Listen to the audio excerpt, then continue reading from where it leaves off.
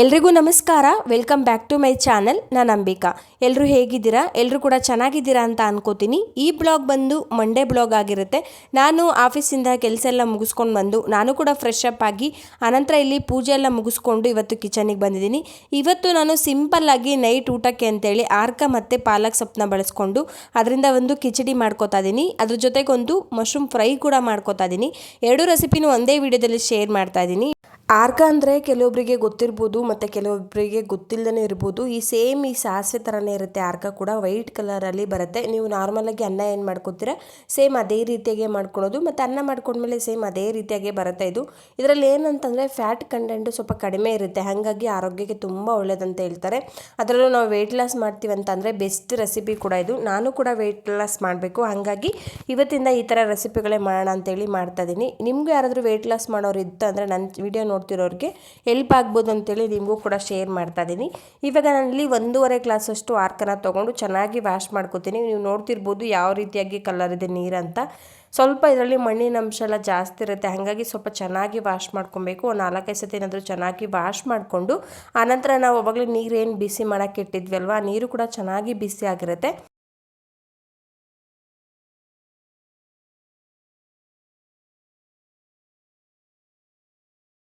ಇವಾಗ ಆರ್ಕನ ಸೇರಿಸ್ಕೊಂಡು ಚೆನ್ನಾಗಿ ಇದನ್ನು ಕುಕ್ ಹಾಕಿ ಬಿಟ್ಬಿಡೋಣ. ನೀವೇನಾದರೂ ಈ ರೆಸಿಪಿನ ಟ್ರೈ ಮಾಡ್ತೀರಾ ಅಂತಂದರೆ ನೀವು ನಾರ್ಮಲಾಗಿ ಕುಕ್ಕರಲ್ಲಿ ಅನ್ನ ಹೇಗೆ ಮಾಡ್ಕೋತೀರಾ ಆ ರೀತಿಯಾಗಿ ಕೂಡ ಮಾಡ್ಕೋಬೋದು. ನಮಗೆ ಮಡಿಕೆಯಲ್ಲಿ ಮಾಡೋಕ್ಕೆ ಟೈಮ್ ಇಲ್ಲ ಅಥವಾ ಇಷ್ಟ ಇಲ್ಲ ಅಂತಂದರೆ ನೀವು ನಾರ್ಮಲಾಗಿ ಅನ್ನ ಮಾಡ್ಕೋತೀರಲ್ವ ಅದೇ ರೀತಿಯಾಗಿ ಕುಕ್ಕರಲ್ಲಿ ಕೂಡ ಈ ರೈಸ್ನು ಮಾಡ್ಕೊಳ್ಳಿ, ತುಂಬಾ ರುಚಿಯಾಗಿ ಕೂಡ ಬರುತ್ತೆ. ಅಂದರೆ ನೀವು ನಾರ್ಮಲಾಗಿ 1 ಲೋಟ ಅಕ್ಕಿಗೆ 2 ಲೋಟ ನೀರು ಹೇಗೆ ಸೇರಿಸಿ ಮಾಡ್ಕೋತೀರಾ ಇದಕ್ಕೂ ಕೂಡ ಅದೇ ರೀತಿಯಾಗಿ 1 ಲೋಟ ಅಕ್ಕಿ ತೊಗೊಂಡ್ರೆ 2 ಲೋಟದಷ್ಟು ನೀರನ್ನ ಸೇರಿಸ್ಕೊಂಡು ಮಾಡ್ಕೊಳೋದು ಅಷ್ಟೇ. ಇವಾಗ ಇದಕ್ಕೆ ರುಚಿಗೆ ತಕ್ಕಷ್ಟು ಉಪ್ಪನ್ನ ಸೇರಿಸ್ಕೊಂಡು ಇದನ್ನು ಚೆನ್ನಾಗಿ ಕುಕ್ ಆಗೋಕ್ಕೆ ಬಿಟ್ಬಿಡೋಣ. ಇದಕ್ಕೆ 1 ಡ್ರಾಪಷ್ಟು ಆಯಿಲು ಕೂಡ ಸೇರಿಸ್ಕೊಳೋದ್ರಿಂದ ನೀರು ಉಕ್ಕಿ ಬರಲ್ಲ, ಹಾಗಾಗಿ ಸ್ವಲ್ಪ ಆಯಿಲು ಕೂಡ ಸೇರಿಸ್ಕೊಂಡು ಇವಾಗ ಚೆನ್ನಾಗಿ ಕುಕ್ ಹಾಕಿ ಬಿಟ್ಬಿಡೋಣ. ಈ ಕಡೆ ಒಂದು ಗ್ಯಾಸ್ ಮೇಲೆ ಪಾತ್ರೆ ಇಟ್ಕೊಂಡು ಈ ಸೊಪ್ಪನ್ನ ಬೇಯಿಸೋಕ್ಕೆ ಎಷ್ಟು ಬೇಕು ಅಷ್ಟು ನೀರನ್ನ ಸೇರಿಸ್ಕೊಂಡು ಇಲ್ಲೂ ಕೂಡ ನೀರು ಬಿಸಿ ಹಾಕಿ ಇಟ್ಕೊಳೋದ್ರಿಂದ ನಮಗೆ ಟೈಮ್ ವೇಸ್ಟ್ ಆಗಲ್ಲ, ಬೇಗನೆ ಅಡುಗೆ ಆಗೋಗ್ಬಿಡತ್ತೆ. ನಾನು ಆಫೀಸಿಂದ ಬರೋದು 7-7:45 ಆಗೋಗಿರುತ್ತೆ. ಆದರೂ ಕೂಡ ನಾನು 9:30 ವರ್ಷತ್ತಿಗೆ ಅಡುಗೆ ಎಲ್ಲ ಮುಗಿಸ್ಕೊಂಡೇ ಬಿಡ್ತೀನಿ. ಬೇಗನೆ ಅಡುಗೆನೇ ಮಾಡ್ಕೊಂಡ್ಬಿಡ್ತೀನಿ, ಸ್ವಲ್ಪ ಫಾಸ್ಟಾಗೆ ಮಾಡ್ತೀನಿ ಅಂತಲೇ ಹೇಳ್ಬೋದು. ನಾನು ಯಾವುದೇ ಸೊಪ್ಪನ್ನ ತೊಗೊಂಬರಲಿ ಈ ಥರ ಫ್ರೀಝರಲ್ಲಿ ಸೋದಿಸ್ಕೊಂಡು ಈ ಥರ ಒಂದು ಬಾಕ್ಸಲ್ಲಿ ಎತ್ತಿಟ್ಕೊಂಡು ಬಿಡ್ತೀನಿ. ಆವಾಗ ನಮಗೆ ತುಂಬಾ ಯೂಸ್ ಆಗುತ್ತೆ. ಟೈಮ್ ಇಲ್ಲ ಅಂತಂದಾಗ ಬೇಗ ಅಡುಗೆ ಕೂಡ ಆಗೋಗ್ಬಿಡುತ್ತೆ, ಮತ್ತು ಸೊಪ್ಪು ಕೂಡ ತುಂಬ ಫ್ರೆಶ್ ಆಗಿರುತ್ತೆ. ನಾನು ತೊಗೊಂಬಂದು ಸೊಪ್ಪಿನ 10 ದಿನ ಆಗೋಯ್ತು, ಆದರೂ ಎಷ್ಟು ಫ್ರೆಶ್ ಆಗಿರ್ತಿದೆ ನೀವೇ ನೋಡ್ತಿರ್ಬೋದು. ಅಂದರೆ ನಾನು ವಾಶ್ ಮಾಡಲ್ಲ ಸೊಪ್ಪನ್ನ, ತೊಗೊಂಡು ಬಂದಾಗ ನೀಟಾಗಿ ಒಂದು ಕಾಟನ್ ಬಟ್ಟೆಲಿ ಎಲೆಗಳೆಲ್ಲ ಅದರ ಸೊಪ್ಪಲ್ಲಿ ಏನು ಎಲೆ ಎಲ್ಲ ಇರುತ್ತೆ ಅಲ್ವಾ ಅದನ್ನು ನೀಟಾಗಿ ಒರೆಸ್ಬಿಟ್ಟು ಅದನ್ನು ನೀಟಾಗಿ ಸೋದಿಸ್ಕೊಂಡು ಒಂದು ಬಾಕ್ಸಲ್ಲಿ ಹಾಕಿ ಎತ್ತಿಟ್ಕೊತೀನಿ.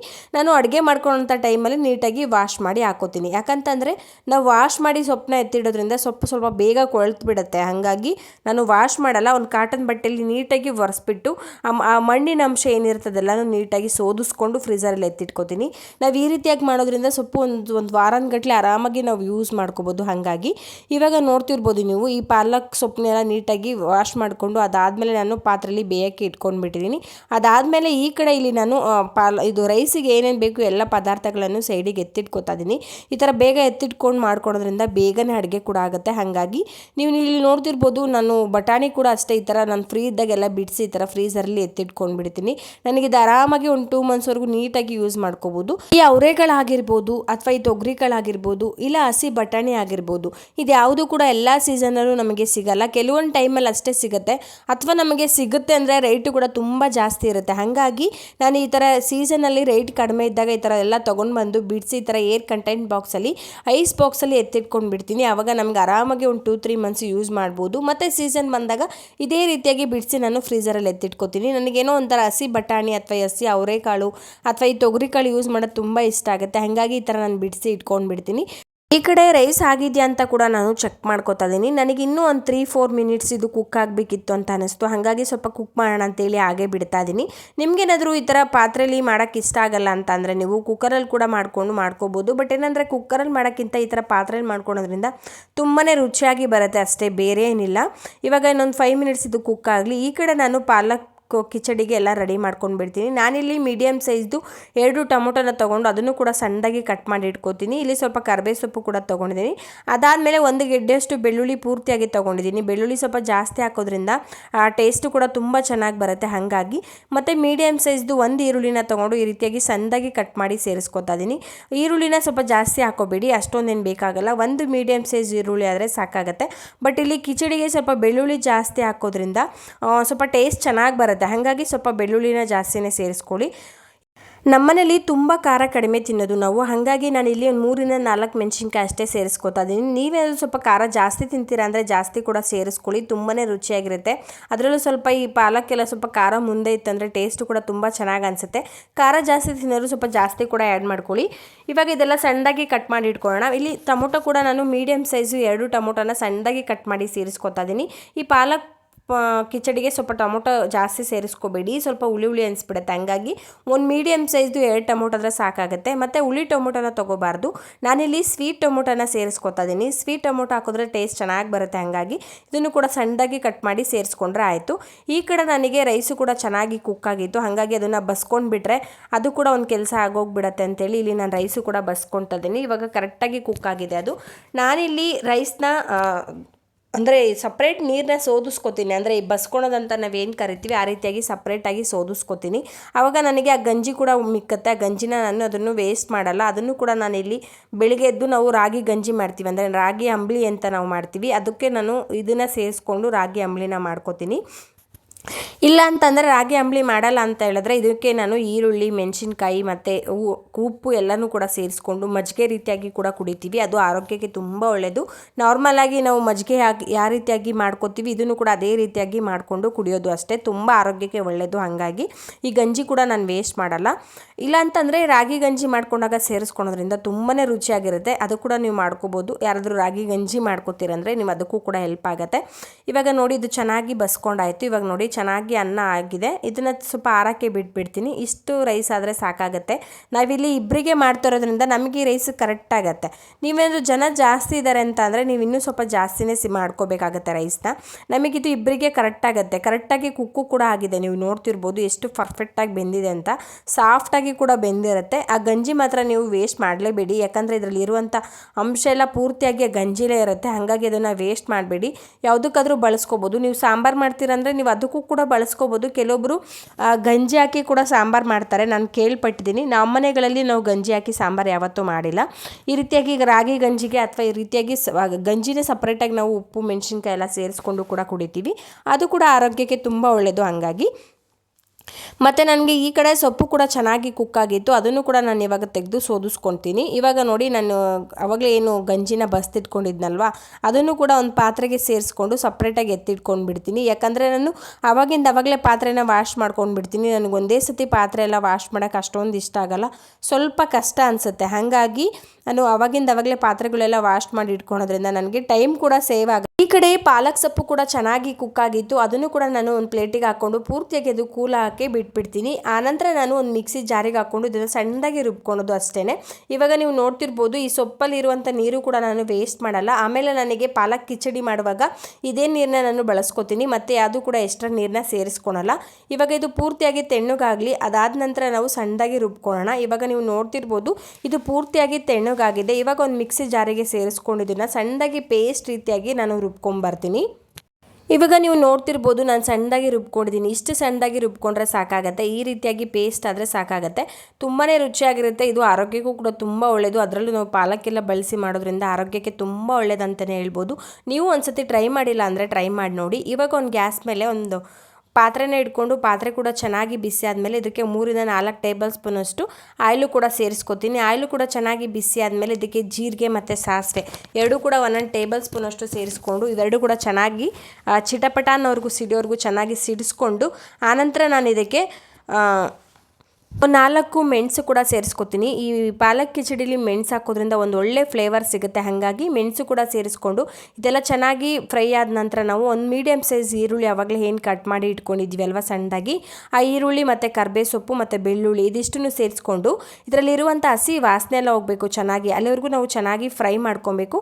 ಅದಾದ ನಂತರ ನಾವು ಆವಾಗಲೇ ಕಟ್ ಮಾಡಿ ಇಟ್ಕೊಂಡಿದ್ವಲ್ಲ 3 ಮೆಣಸಿನ್ಕಾಯಿ ಅದನ್ನು ಕೂಡ ಸೇರಿಸ್ಕೊಂಡು ಇದರಲ್ಲಿರುವಂಥ ಹಸಿ ಸ್ಮೆಲ್ಲೆಲ್ಲ ಹೋಗೋವರೆಗೂ ಚೆನ್ನಾಗಿ ಫ್ರೈ ಮಾಡಿಕೊಂಡು ನೀಟಾಗಿ ಫ್ರೈ ಮಾಡ್ಕೊಬೇಕು. ಈರುಳ್ಳಿ ಸ್ವಲ್ಪ ಚೆನ್ನಾಗಿ ಫ್ರೈ ಆಗಬೇಕು, ಅಲ್ಲಿವರೆಗೂ ಚೆನ್ನಾಗಿ ಫ್ರೈ ಮಾಡ್ಕೊಂಡ ನಂತರ ನಾವು ಆವಾಗಲೇ ಸಣ್ಣದಾಗಿ ಟೊಮೊಟೊ ಕಟ್ ಮಾಡಿ ಇಟ್ಕೊಂಡಿದ್ವಲ್ಲ ಅದನ್ನು ಕೂಡ ಸೇರಿಸ್ಕೊಂಡು ಇದರಲ್ಲಿರುವಂಥ ಹಸಿ ಸ್ಮೆಲ್ಲೆಲ್ಲ ಹೋಗೋವರೆಗೂ ಚೆನ್ನಾಗಿ ಫ್ರೈ ಮಾಡಿಕೊಂಡು, ಮತ್ತು ನಾವು ಆವಾಗಲೇ ಏನು ಬಟಾಣಿ ತೆಗೆದಿಟ್ಕೊಂಡಿದ್ವಲ್ಲ ಅದನ್ನು ಕೂಡ ಸೇರಿಸ್ಕೊಂಡು ಇದನ್ನು ಕೂಡ ಚೆನ್ನಾಗಿ ಕುಕ್ ಮಾಡ್ಕೊಬೇಕು. ತುಂಬಾ ಟೇಸ್ಟಿಯಾಗಿರುತ್ತೆ. ಒಂದ್ಸಲ ಟ್ರೈ ಮಾಡಿ ನೋಡಿ, ಮತ್ತು ಆರೋಗ್ಯಕ್ಕೂ ಕೂಡ ತುಂಬ ಒಳ್ಳೆಯದು.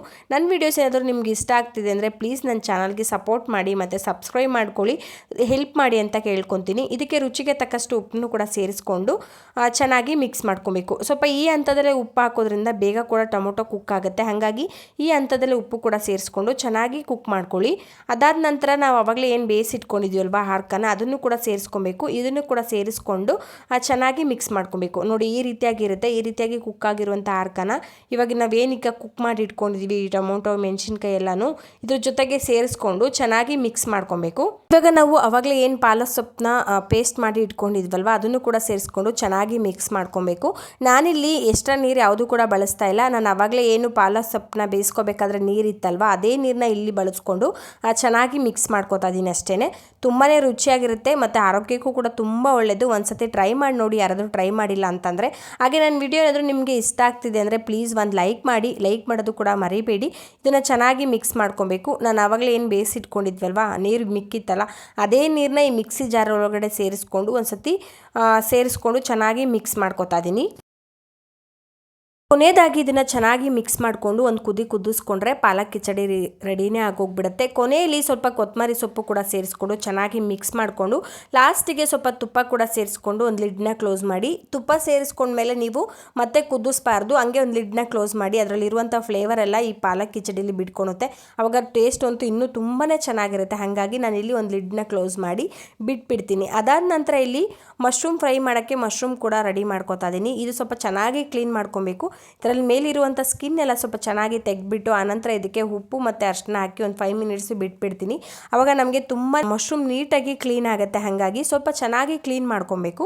ಈ ರೀತಿಯಾಗಿ ಇದ್ರ ಮೇಲಿರುವಂಥ ಸ್ಕಿನ್ ಎಲ್ಲ ಫಸ್ಟು ರಿಮೂವ್ ಮಾಡ್ಕೊತೀನಿ. ಅದಾದ ನಂತರ ನಾನು ಉಪ್ಪು ಮತ್ತು ಅರಿಶಿನದಲ್ಲಿ ನೆನೆಸಿಟ್ಕೊತೀನಿ. ಎಲ್ಲ ಮಶ್ರೂಮನ್ನು ಇದೇ ರೀತಿಯಾಗಿ ಕ್ಲೀನ್ ಮಾಡ್ಕೊಳೋದು. ಫುಲ್ಲು ನಾನು ಕ್ಲೀನ್ ಮಾಡೋದೆಲ್ಲ ವಿಡಿಯೋನ ಶೇರ್ ಮಾಡೋಕ್ಕೋದ್ರೆ ವಿಡಿಯೋ ತುಂಬ ಲಾಂಗ್ ಆಗ್ಬೋದು, ನಿಮಗೂ ಕೂಡ ಬೋರ್ ಅನಿಸ್ಬೋದು. ಹಾಗಾಗಿ ನಾನು ಒಂದೇ ಒಂದು ಮಶ್ರೂಮ್ನ ಯಾವ ರೀತಿಯಾಗಿ ಕ್ಲೀನ್ ಮಾಡ್ಕೊತೀನಿ ಅಂತ ಇಲ್ಲಿ ಶೇರ್ ಮಾಡ್ತಾ ಇದ್ದೀನಿ. ಈ ರೀತಿ ಇದರಲ್ಲಿರುವಂಥ ಮೇಲಿರುವಂಥ ಸ್ಕಿನ್ ಎಲ್ಲ ಚಾಕು ಸಹಾಯದಿಂದ ಈ ಥರ ಫುಲ್ ತೆಗೆದುಬಿಟ್ಟು ಆನಂತರ ಇದಕ್ಕೆ ಉಪ್ಪು ಮತ್ತು ಅರಿಶಿನ ಸೇರಿಸ್ಕೊಂಡು ಚೆನ್ನಾಗಿ ಒಂದ್ಸತಿ ವಾಶ್ ಮಾಡಿಕೊಂಡು ಆನಂತರ ನಾನು ಪಲ್ಯ ರೆಡಿ ಮಾಡ್ಕೊತೀನಿ. ಇದಂದರೆ ಜಸ್ಟ್ ಮಶ್ರೂಮ್ ಫ್ರೈ ಮಾಡ್ಕೊಳೋದು ತುಂಬಾ ರುಚಿಯಾಗಿರುತ್ತೆ. ಒಂದ್ಸತಿ ಟ್ರೈ ಮಾಡಿ. ಯಾವುದಾದ್ರೂ ನೀವು ರೈಸ್ ಮಾಡ್ಕೊಂಡೋಗ್ಲೂ ಕೂಡ ಇದನ್ನು ಟ್ರೈ ಮಾಡ್ಬೋದು. ಅದರಲ್ಲಿ ನಮ್ಮ ಥರ ವೆಜಿಟೇರಿಯನ್ ಅವ್ರಿಗೆ ಬೆಸ್ಟ್ ಫುಡ್ಡು ಕೂಡ, ಮತ್ತು ಪ್ರೋಟೀನ್ ತುಂಬಾ ಇರುತ್ತೆ. ಪ್ರೋಟೀನ್ ರಿಚ್ ಅಂತ ಕೂಡ ಹೇಳ್ತಾರೆ ಮಶ್ರೂಮಿಂದ. ಹಾಗಾಗಿ ನಾವು ನಾನ್ ವೆಜ್ ಎಲ್ಲ ತಿನ್ನಲ್ಲ ಅನ್ನೋರು ಈ ಮಶ್ರೂಮು ಮತ್ತು ಈ ಪನ್ನೀರ್ ಇದೆಲ್ಲ ಜಾಸ್ತಿ ತಿನ್ನೋದ್ರಿಂದ ನಮಗೆ ಆರೋಗ್ಯಕ್ಕೂ ಕೂಡ ತುಂಬ ಒಳ್ಳೆಯದು, ಮತ್ತು ಪ್ರೋಟೀನ್ ಕೂಡ ಹೆಚ್ಚಾಗಿ ಸಿಗುತ್ತೆ ಅಂತಲೇ ಹೇಳ್ಬೋದು.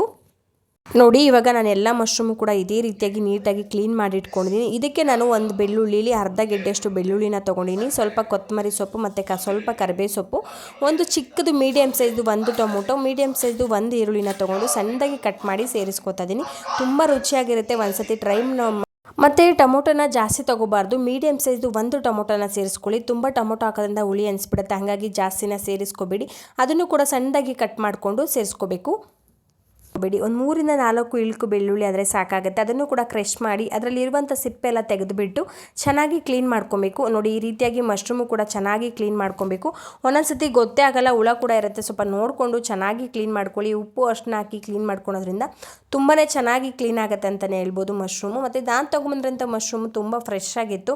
ಇವಾಗ ಗ್ಯಾಸ್ ಮೇಲೆ ಒಂದು ಕಡಾಯಿನ ಇಟ್ಕೊಂಡು ಅದಕ್ಕೆ ಒಂದು 2 ರಿಂದ 3 ಟೇಬಲ್ ಸ್ಪೂನಷ್ಟು ಆಯಿಲು ಕೂಡ ಸೇರಿಸ್ಕೊಂಡು ಆಯಿಲ್ ಚೆನ್ನಾಗಿ ಬಿಸಿಯಾದ ನಂತರ ನಾವಿಲ್ಲಿ 1 ಟೇಬಲ್ ಸ್ಪೂನಷ್ಟು ಜೀರಿಗೆ ಮತ್ತು 1 ಟೇಬಲ್ ಸ್ಪೂನಷ್ಟು ಸಾಸಿವೆ ಕೂಡ ಸೇರಿಸ್ಕೊಂಡು ಇವೆರಡು ಕೂಡ ಚೆನ್ನಾಗಿ ಚಿಟಪಟ ಅಂತ ಸಿಡಿದ ನಂತರ ನಾವು ಆವಾಗಲೇ ಏನು ಕಟ್ ಮಾಡಿ ಇಟ್ಕೊಂಡಿದ್ವಲ್ವ ಈರುಳ್ಳಿ ಅದನ್ನು ಕೂಡ ಸೇರಿಸ್ಕೊಂಡು ಇದರಲ್ಲಿರುವಂಥ ಹಸಿ ಸ್ಮೆಲ್ ಎಲ್ಲ ಹೋಗೋವರೆಗೂ ಚೆನ್ನಾಗಿ ಫ್ರೈ ಮಾಡ್ಕೊಳ್ಳಿ. ಆನಂತರ ನಾವು ಒಂದು ಅರ್ಧ ಗೆಡ್ಡೆ ಬೆಳ್ಳುಳ್ಳಿ ತೊಗೊಂಡಿದ್ವಲ್ಲ ಅದು ಮತ್ತು ಕರಿಬೇವು ಸೊಪ್ಪು ಇವೆರಡು ಕೂಡ ಹಾಕ್ಕೊಂಡು ಇದರಲ್ಲಿರುವಂಥ ಹಸಿ ಸ್ಮೆಲ್ ಎಲ್ಲ ಹೋಗೋವರೆಗೂ ಚೆನ್ನಾಗಿ ಫ್ರೈ ಮಾಡ್ಕೊಬೇಕು.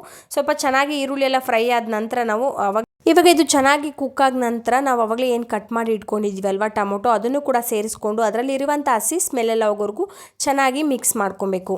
ಮಶ್ರೂಮ್ ಫ್ರೈ ತುಂಬಾ ಚೆನ್ನಾಗಿರುತ್ತೆ. ಒಂದ್ಸತಿ ಟ್ರೈ ಮಾಡಿ ನೋಡಿ. ನಾವೇನಾದರೂ ಅನ್ನ ಸಾಂಬಾರು ಮಾಡಿದ್ವಿ, ಏನಾದರೂ ಸೈಡ್ ಡಿಶ್ಶಿಗೆ ಬೇಕು ಅಂತ ಅಂದಾಗ ಅಥವಾ ರೊಟ್ಟಿ ಚಪಾತಿ ಮಾಡಿದಾಗ ಅದಕ್ಕೂ ಏನಕ್ಕಾದ್ರೂ ಸೈಡ್ ಡಿಶ್ ಆಗಿ ಬೇಕು ಅಂದಾಗಲೂ ಕೂಡ ಮಾಡ್ಕೋಬೋದು. ತುಂಬಾ ರುಚಿಯಾಗಿರುತ್ತೆ. ಒಂದ್ಸತಿ ಟ್ರೈ ಮಾಡಿ ನೋಡಿ. ನಾನಿಲ್ಲಿ ಒಂದು ಅರ್ಧ ಟೇಬಲ್ ಸ್ಪೂನಷ್ಟು ಅಚ್ಚ ಖಾರದ ಪುಡಿನ ಬಳಸ್ತಾ ಇದ್ದೀನಿ, 1 ಟೇಬಲ್ ಸ್ಪೂನಷ್ಟು ಸಾಂಬಾರು ಪುಡಿನ ಸೇರಿಸ್ಕೊತಾ ಇದ್ದೀನಿ, ಮತ್ತು 1/4 ಟೇಬಲ್ ಸ್ಪೂನಷ್ಟು ಗರಂ ಮಸಾಲ ಕೂಡ ಸೇರಿಸ್ಕೊತಾ ಇದ್ದೀನಿ. ಇದಿಷ್ಟನ್ನು ಸೇರಿಸ್ಕೊಂಡು ಇದರಲ್ಲಿರುವಂಥ ಹಸಿ ವಾಸನೆಗಳೆಲ್ಲ ಹೋಗೋವರೆಗೂ ಚೆನ್ನಾಗಿ ಫ್ರೈ ಮಾಡಿಕೊಂಡು ಆನಂತರ ನಾವು ಅವಾಗಲೇ ಏನು ಕ್ಲೀನ್ ಮಾಡಿ ಇಟ್ಕೊಂಡಿದ್ವಲ್ಲ ಮಶ್ರೂಮು ಅದನ್ನು ಕೂಡ ಸೇರಿಸ್ಕೊಂಡು ಚೆನ್ನಾಗಿ ಮಿಕ್ಸ್ ಮಾಡ್ಕೊಬೇಕು. ಸ್ವಲ್ಪ ಚೆನ್ನಾಗಿ ಫ್ರೈ ಮಾಡ್ಕೊಬೇಕು. ತುಂಬಾ ರುಚಿಯಾಗಿರುತ್ತೆ. ನೀವು ಒಂದ್ಸಲ ಟ್ರೈ ಮಾಡಿ ನೋಡಿ. ಹಂತದಲ್ಲಿ ಒಂದು ಅರ್ಧ ಕಪ್ಪಷ್ಟು ಹಸಿ ಬಟಾಣಿ ಕೂಡ ಸೇರಿಸ್ಕೊಂಡು ಚೆನ್ನಾಗಿ ಮಿಕ್ಸ್ ಮಾಡಿಕೊಂಡು ಕೊನೆಯದಾಗಿ ಕೊತ್ತಂಬರಿ ಸೊಪ್ಪು ರುಚಿಗೆ ತಕ್ಕಷ್ಟು ಉಪ್ಪನ್ನ ಸೇರಿಸ್ಕೊಂಡು ಮಿಕ್ಸ್ ಮಾಡಿಕೊಂಡ್ರೆ ಮಶ್ರೂಮ್ ಫ್ರೈ ರೆಡಿನೇ ಆಗೋಗ್ಬಿಡುತ್ತೆ. ತುಂಬಾ ರುಚಿಯಾಗಿರುತ್ತೆ. ಒಂದ್ಸತಿ ಟ್ರೈ ಮಾಡಿ ನೋಡಿ. ಮತ್ತು ಹೇಗಾಯಿತು ಅಂತ ನನಗೆ ಕಾಮೆಂಟ್ ಸೆಕ್ಷನಲ್ಲಿ ಕಾಮೆಂಟ್ ಹಾಕೋದನ್ನ ಮರಿಬೇಡಿ. ನಿಮ್ಗೇನಾದರೂ ಈ ವಿಡಿಯೋ ಇಷ್ಟ ಆಯಿತು ಅಥವಾ ಸ್ವಲ್ಪ ಆದರೂ ಯೂಸ್ಫುಲ್ ಆಯಿತು ಅಂತ ಅನಿಸಿದ್ರೆ ನಿಮ್ಮ ಫ್ರೆಂಡ್ಸ್ ಆ್ಯಂಡ್ ರಿಲೇಟಿವ್ಸ್ಗೆಲ್ಲ ಶೇರ್ ಮಾಡಿ. ಪ್ಲೀಸ್ ನನ್ನ ಚಾನಲ್ಗೆ ಎಲ್ಲರೂ ಸಬ್ಸ್ಕ್ರೈಬ್ ಮಾಡ್ಕೊಳ್ಳಿ ಮತ್ತು ಸಪೋರ್ಟ್ ಮಾಡಿ. ಎಲ್ಲರೂ ಚೆನ್ನಾಗಿರಿ, ಖುಷಿಯಾಗಿರಿ ಅಂತ ಹೇಳ್ತಾ ವಿಡಿಯೋನ ಇಲ್ಲಿಗೆ ಎಂಡ್ ಮಾಡ್ತಾ ಇದ್ದೀನಿ. ಸಿಗ್ತೀನಿ ಮತ್ತೆ. Thank you.